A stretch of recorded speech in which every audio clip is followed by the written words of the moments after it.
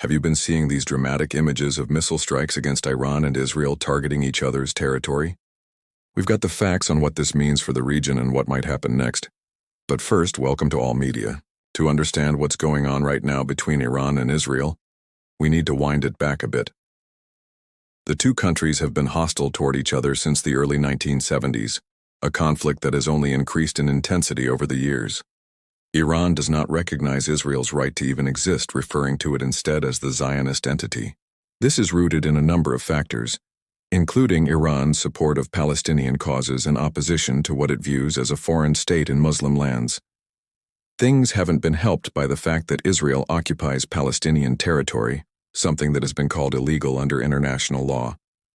But the main reason the two have been at odds for so long, however, is the fear of Israel's destruction of Iran's nuclear program. For Iran, developing the capability to build a nuclear bomb would cement its status as a major player in the region and ensure its security. Israel, however, sees this as an existential threat and a potential trigger for an arms race in the region. It believes that if Iran were to acquire the bomb, then it would become a legitimate target. This belief is particularly true given Iran's anti-Israel rhetoric. So while Iran wants the ability to develop nuclear weapons to deter attacks from outside powers, Israel believes that Iran may actually use them against it. Now, because of this, Israel has repeatedly carried out attacks on Iran's nuclear facilities and more recently on Iranian scientists. As such, Iran has supported various militant groups fighting against Israel, such as Hamas and Hezbollah, which helps further destabilize the region. Now, both sides have also been involved in a number of proxy wars in places like Syria and Lebanon, which has only fueled the existing animosity between them. They also engage in frequent cyber warfare, with both sides regularly accusing the other of launching debilitating attacks against their infrastructure and institutions. So this is the background. Why are they fighting now? So why is this conflict coming to a head right now? Well, it started in September when satellite imagery showed that Iran had restarted the process of enriching uranium to high levels, a key step towards building a nuclear weapon. This was done just 1 month after Iran, and world powers agreed to revive a 2015 nuclear deal, which put sanctions on Iran in return for limits on its nuclear program. However, this deal collapsed after Iran refused to accept the terms, including limits on the number of centrifuges it could use to enrich uranium. The Iran nuclear deal was intended to prevent Iran from developing nuclear weapons, which would upset the regional balance of power and potentially spark an arms race. But the 2015 agreement didn't fully stop Iran's nuclear development. Since then, Iran has continued to enrich uranium, albeit below the threshold necessary to develop a bomb. In 2021, the International Atomic Energy Agency reported that Iran had exceeded the limit set out in the deal of 3.67% and had pushed it to 60%. But 90% is the threshold needed to develop a bomb. Since the collapse of the deal, the US and Iran have been locked in a standoff, with each side threatening military action against each other. Israel has long opposed the deal and threatened to carry out strikes against Iran's nuclear facilities. Now Iran responded by vowing revenge against Israel and the US for any attack. Now this has created a very delicate situation, with the entire region on edge for potential war. On October 7th, however, things escalated dramatically when Iran announced that it had enriched uranium to 84%, much closer to the threshold needed to develop a bomb. It said that this was done as part of a technical experiment, but the announcement raised fears that Iran may be getting closer to acquiring the bomb. Now, this has prompted Israel to strike back. Over the course of a week, Israel has carried out several airstrikes on Iranian soil. While Israel hasn't claimed responsibility for the attacks, Iranian officials have blamed Israel for the deaths of at least 4 people, including a member of Iran's Revolutionary Guard. Now, Israeli officials say the strikes were in response to rockets fired into Israel from Syria, which they blame on Iran-backed forces. Now it's believed that the strikes targeted Iran's nuclear facilities, including underground sites. This is significant because Iran's nuclear program is largely hidden, and hardened underground sites would be difficult to destroy. But it's not just airstrikes that Israel has carried out. It's also believed that Israeli agents carried out sabotage attacks on Iran's nuclear program. In November, Iran said that a fire at a power plant was the result of Israeli sabotage, but the extent of these covert operations is not clear. Now Iran says it is investigating the incidents and blames Israel for attempting to undermine its nuclear program.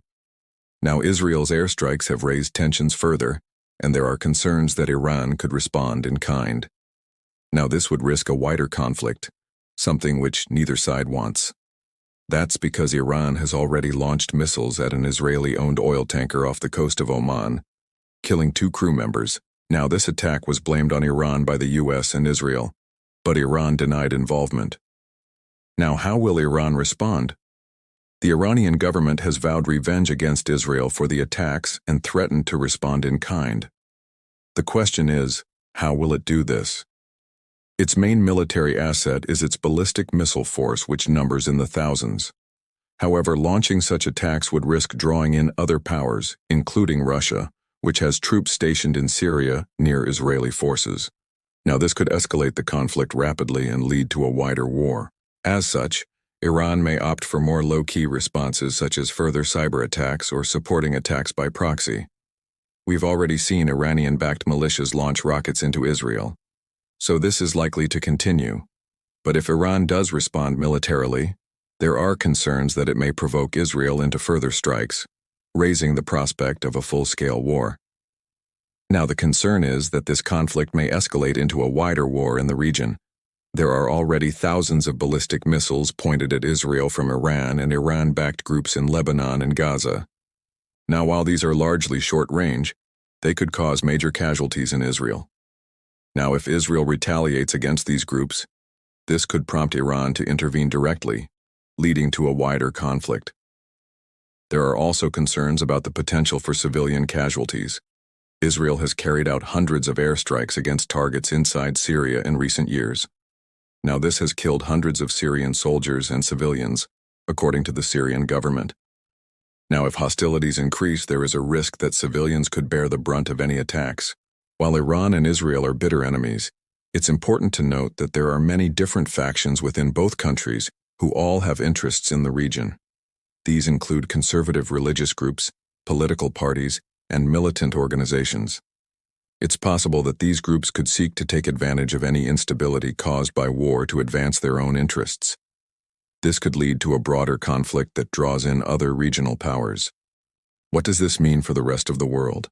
So far, the international community has condemned the recent violence and called for restraint. However, there is a risk that this conflict could draw in other powers. Russia, for example, has called on Israel not to carry out attacks inside Syria, where Russian troops are also present. Now this highlights the complexity of the situation and the risk of escalation.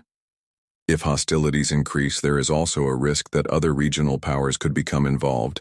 Turkey, for example, has close ties to both Iran and Israel, and its involvement could further escalate the conflict.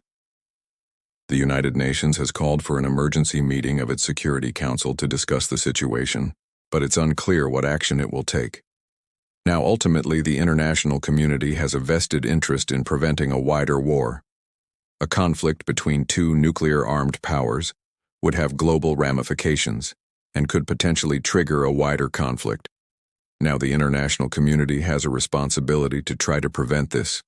So what happens next? Well, it's difficult to predict what will happen next as the situation is very fluid.